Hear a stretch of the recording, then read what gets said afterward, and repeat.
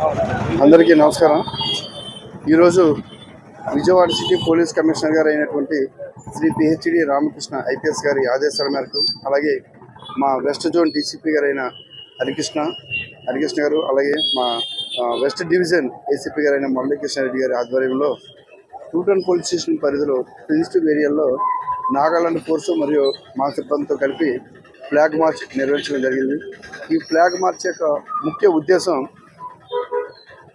ముఖ్యంగా మా లిమిట్స్లో ఎలక్షన్ కూడా చాలా పీస్ఫుల్గా జరగడం జరిగింది. ఈ కమింగ్ కౌంటింగ్ వరకు కూడా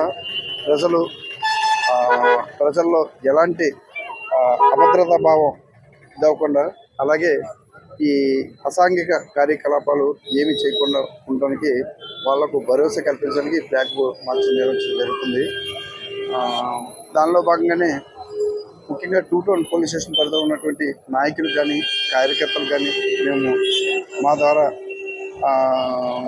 మీడియా వారి ద్వారా చెప్పదలసింది ఏంటంటే, అభ్యర్థుల యొక్క గెలుపులపై పందాలు కాయటం కానీ బెట్టింగ్లు కాయటం కానీ ఎట్టి పరిస్థితులు చేయరాదు. అలాగే స్టేటస్లో ఒకరి మీద ఒకళ్ళు అభ్యూజంగా వాట్సాప్ స్టేటస్ కూడా పెట్టుకోరాదు. ముఖ్యంగా ఈ 144 సెక్షన్, అలాగే 30 పోలీస్ యాక్ట్ కూడా మన విజయవాడ సిటీలో అమల్లో ఉంది, అది మర్చిపోవద్దు.